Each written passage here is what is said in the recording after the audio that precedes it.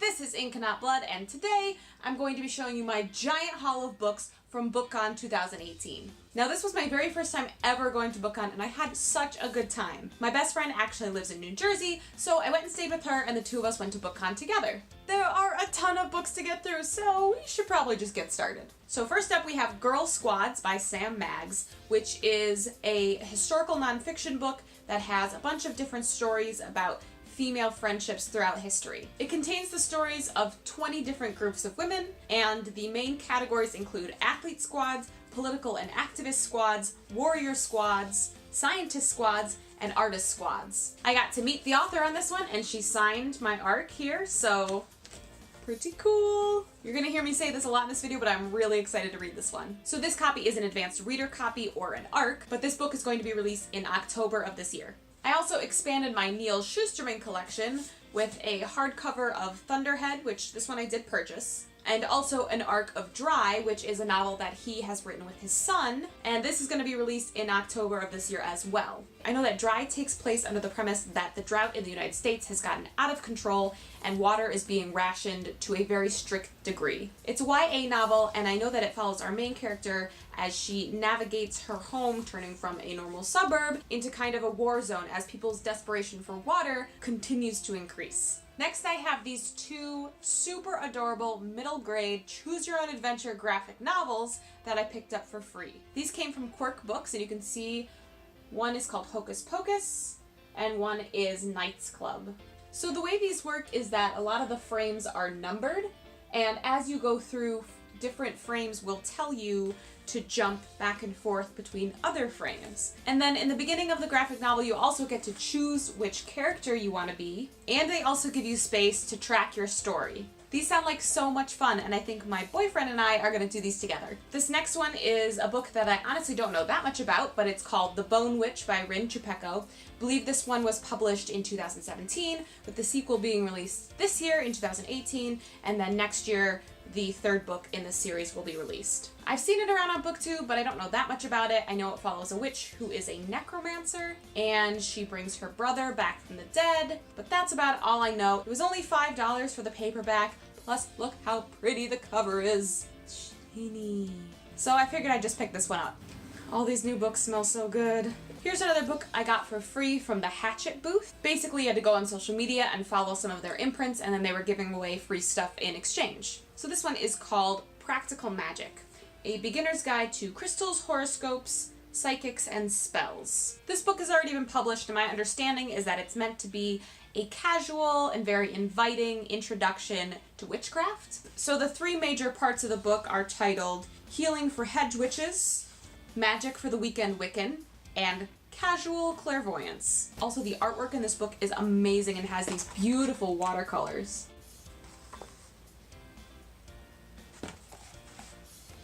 So pretty.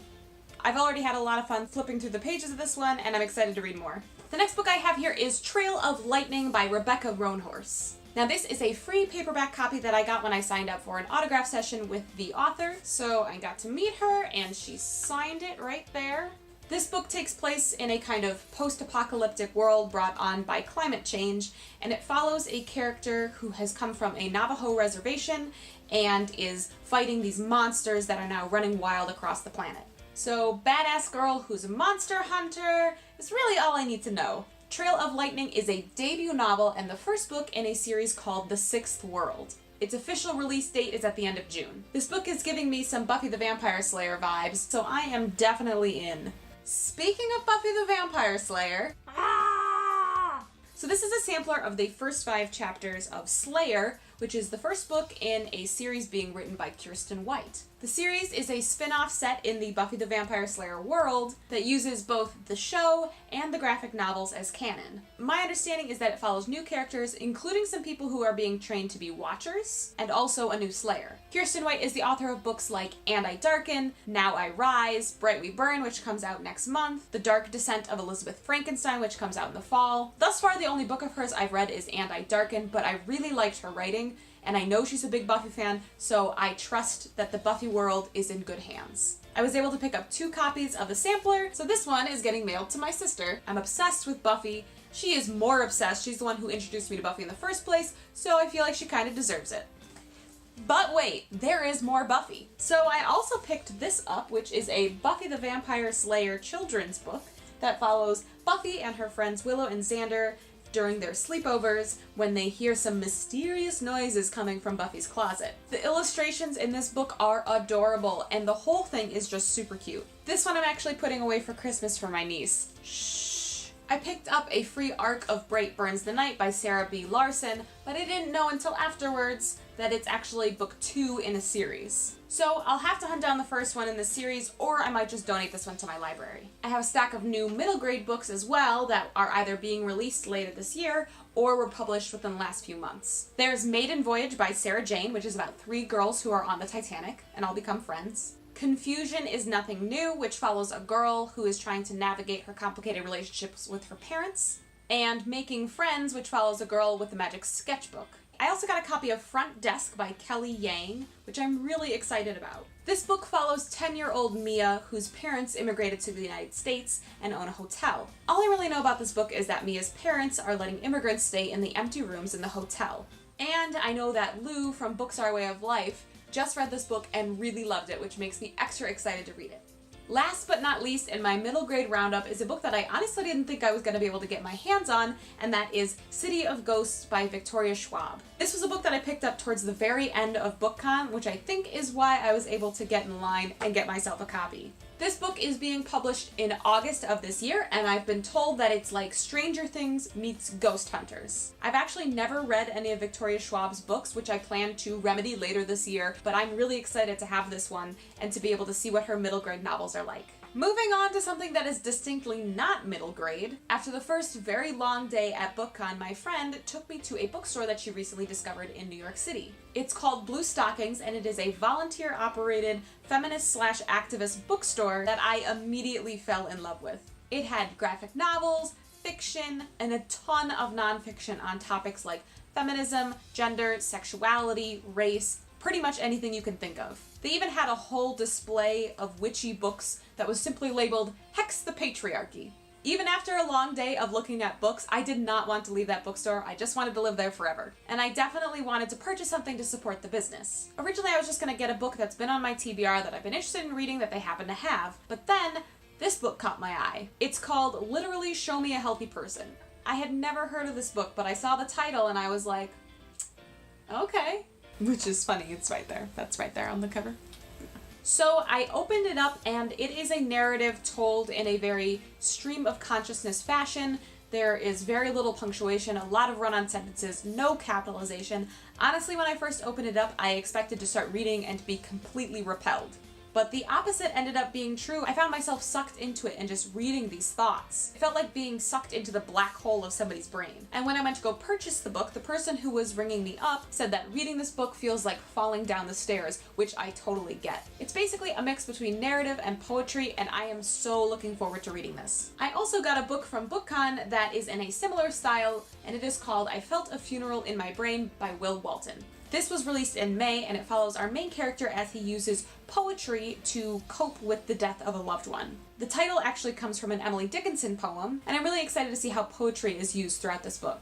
I have a few other young adult novels that I'm going to run through real quickly. We have Lovely, Dark, and Deep by Justina Chen, which follows a girl diagnosed with photosensitivity, which is basically an allergy to sunlight. We have That's Not What Happened by Cody Keplinger. This one follows a high schooler who witnessed her best friend being killed in a school shooting. Apparently, her deceased best friend becomes kind of famous because she is said to have professed her faith at her time of death. The main character knows the rumors that are going around aren't necessarily true. I also have Snow in Love, which looks like a super adorable short story anthology that contains stories from 4 young adult authors, including Nick Stone, who wrote Dear Martin, Melissa De La Cruz, Amy Friedman, and Casey West. This gets released in October, and honestly, I'm probably going to save it until it gets cold outside because look how cute and cozy it looks.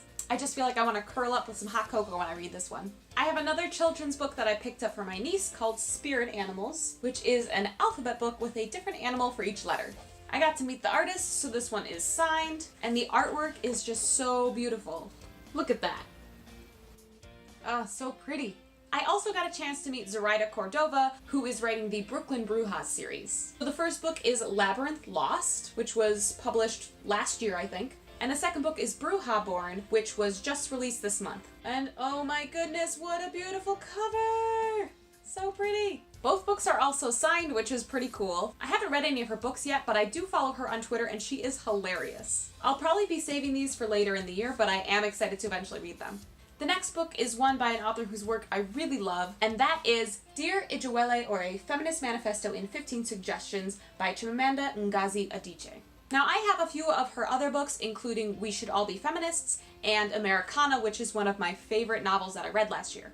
This book covers her thoughts in response to a friend of hers coming to her and saying, "How do I raise my daughter as a feminist?" It's more like a published essay. As you can see, it's really small and really short, so I know it's going to be a quick read, and I also got a second copy for my sister, whose daughter just turned 1 last month. I figure as she is raising my niece to be an awesome feminist badass, this would be a good thing for her to read. We are in the home stretch with only a few books left. This is Odd One Out, which is an ARC that I got for free when I went to a signing with Nick Stone. Now, she is the author of Dear Martin, which has gotten a lot of recent attention. This book is a YA contemporary that follows 3 high school students, and I don't think it's quite a love triangle. I think all of them are trying to navigate through high school relationships and their sexuality, and it sounds like it's going to be a really great exploration of what it's like to be a high schooler trying to figure out high school relationships.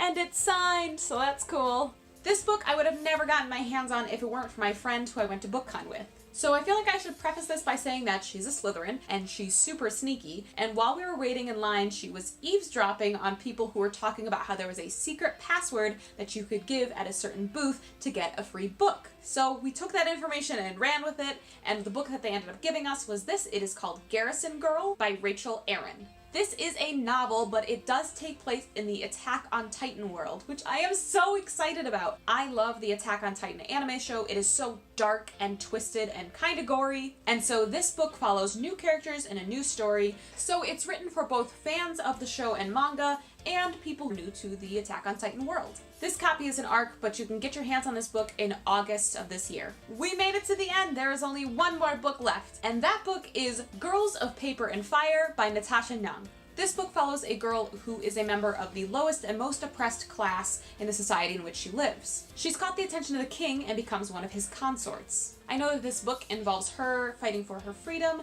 and it also includes a forbidden romance. This was another book where I got to meet the author and get my copy signed. This was actually my very first signing of the weekend, and I was so pumped to meet her. That is everything, my entire book haul from BookCon 2018. Let me know down in the comments if any of these books are ones that you are really looking forward to, or let me know if you could meet one author and get a copy of a book signed by them, who would it be? I feel like this video has already been one big blob of awkward, but even so, it's time for an awkward goodbye, so let's just keep the awkward going. Goodbye. Oh my gosh, I'm never doing an unscripted video again. Never! Oh, you really can't beat that new book smell.